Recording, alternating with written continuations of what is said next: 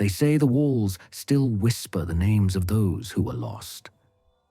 From the first moment the asylum rises into view, it feels less like a building and more like a living shadow.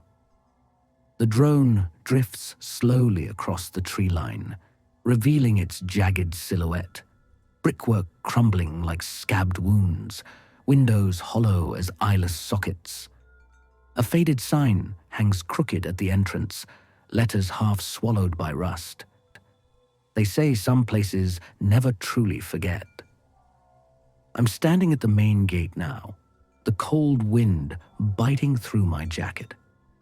My voice drops almost to a whisper as I speak into the camera. This is where they were kept, where they were forgotten, and maybe where they still remain.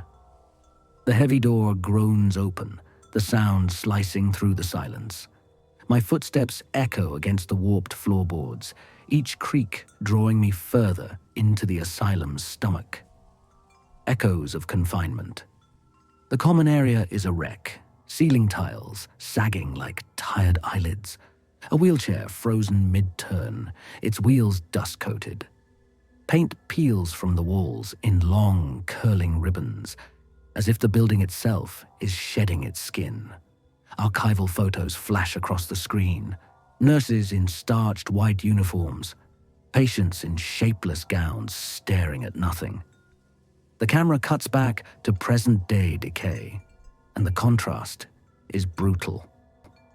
I pass by patient rooms, each one holding some echo of the person who once lived. A cracked porcelain doll on a shelf, a single shoe under a bed frame. A message scrawled in trembling handwriting on the wall. Don't forget me. The asylum's secrets unveiled. The corridor narrows, funneling me into the old medical wing. The air feels thicker here, heavier, as if the walls remember too much. Rusted gurneys are lined against the walls, their wheels locked in place by years of neglect. An overturned metal tray still carries the faint smell of something chemical. I pause before the solitary confinement cells. The doors are small, the openings barely enough for a meal tray to slide through. I run my fingers over the iron bars, cold even in the stale air.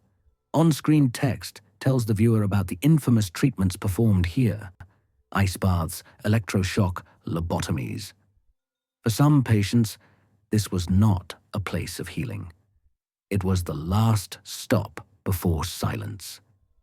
Local legend says one wing was shut down after an incident, though no records remain to explain what happened.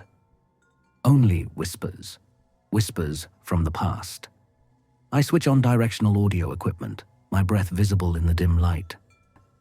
The static hum of silence is interrupted, faintly, by what sounds like shuffling in the distance. The camera zooms on a cracked doorway. I stop speaking. Just listen. There it is again. Soft, like someone dragging a hand along the wall. Close-up shots linger on carvings in the wood, initials scratched deep. A bed frame in the corner still has restraints attached, the leather brittle. One window is smeared from the inside, a handprint barely visible when the flashlight hits it just right. The lingering presence. I save the basement for last. The steps groan under my weight, each one echoing in the dark. The smell changes, damp, metallic.